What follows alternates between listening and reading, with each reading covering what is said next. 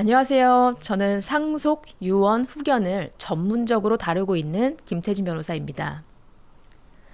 제가 고객분들 상담을 많이 하다 보면 자필 유언장 샘플 양식을 좀 달라고 하시는 분들이 굉장히 많으신데요. 저는 그럴 때마다 꼭 말씀드립니다. 자필 유언장 절대 쓰지 마세요. 특히 재산이 많거나 재혼 가정이거나 자녀들끼리 다툼의 가능성이 조금이라도 있다면 더더욱 그렇습니다. 아니, 변호사가 왜 자필 유언을 쓰지 말라는 거야? 요즘 다들 미리미리 준비하라고 하던데.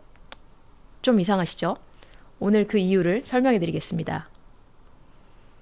우리나라 민법에서는 유언의 방식을 딱 5가지로만 정하고 있습니다.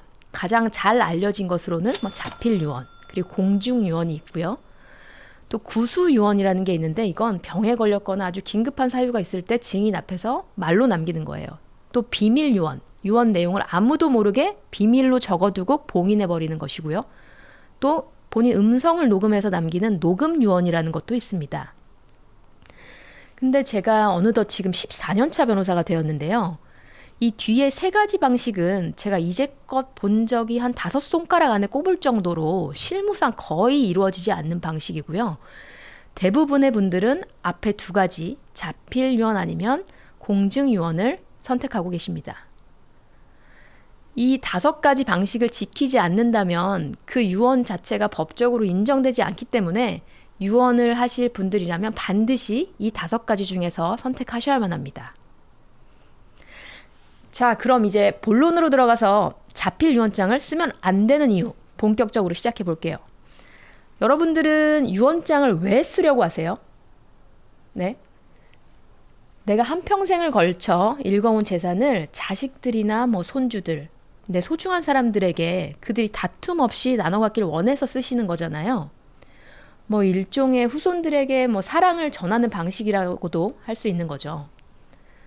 그런데 생전에 자필 유언장을 써놓고 내가 돌아갔을 경우에 내가 사망하면 내 사후에 내가 적어놓은 그 자필 유언장 내용대로 바로 재산이 이전될까요?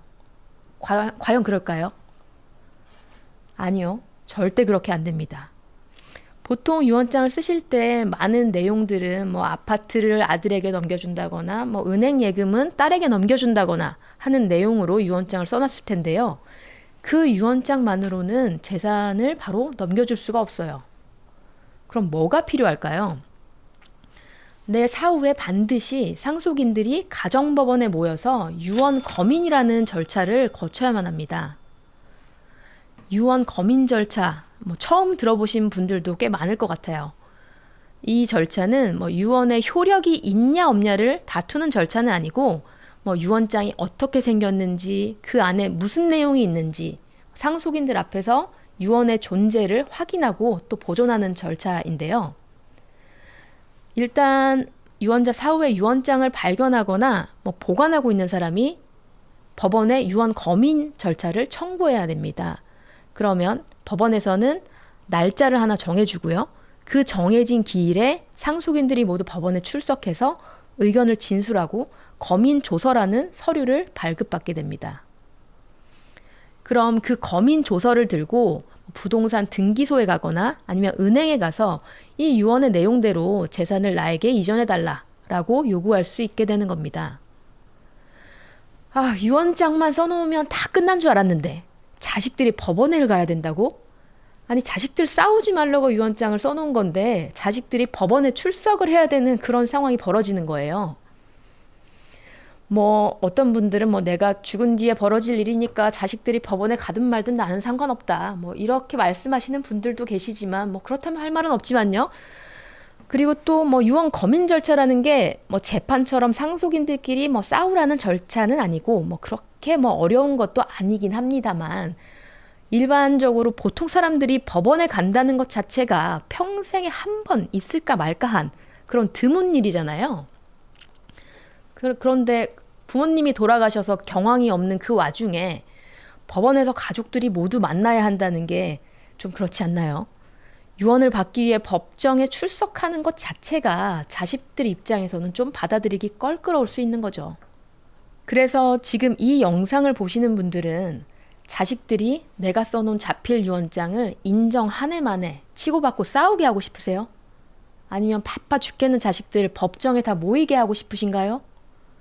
그게 아니라면 평생 일군 내 재산을 자식들에게 적절히 나눠주고 싶다. 또는 자식은 안 줘도 되고 사회에 환원하고 가시겠다 하는 마음이 있으시다면 제발 자필 유언은 쓰지 마세요. 아니면 뭐 이런 분들 있을 수 있겠죠. 난 남겨줄 재산은 별로 없고 그냥 지나간 내 인생을 돌이켜보면서 자식들에게 해주고 싶은 말들, 뭐 사랑한다고 남기고 싶어. 뭐 그런 마음이시라면 뭐 100장을 쓰셔도 상관없습니다. 그래서 결론적으로 어쩌라고? 자필 유언 쓰지 말라고 하면 내 마지막을 어떻게 준비하고 남기라는 거야. 나 노인복지관 가봤더니 다들 자필 유언장 쓰라고 하던데? 그럼 어떻게 하면 좋을까요? 저는 개인적으로 제가 처음에 설명했던 유언 방식 중에 공증 유언의 방식을 가장 추천드립니다. 공증 유언을 남긴 경우에는 민법상 유언 거민이라는 절차 자체가 생략되기 때문에 유언 거민이 없어도 재산 이전을 할 수 있게 됩니다. 그래서 유언자가 돌아가신 이후에 자식들이 법원에 갈 일이 전혀 없게 되는 거죠. 물론 뭐 재산을 덜 받은 자식이 뭐 서운한 자식이 있을 수 있겠죠. 뭐 그런 사람들끼리 뭐 유류분 소송을 할 수도 뭐 있겠지만 어쨌든 내 사후에 내 상속재산 이전을 위해서 법원에 출석할 일이 없다는 거예요. 그래서 제가 생각하는 가장 간편한 유언의 방식은 공증유언이라는 거죠. 그럼 공증유언에 관한 자세한 내용은 다음 시간에 더 알아보도록 하겠습니다. 감사합니다.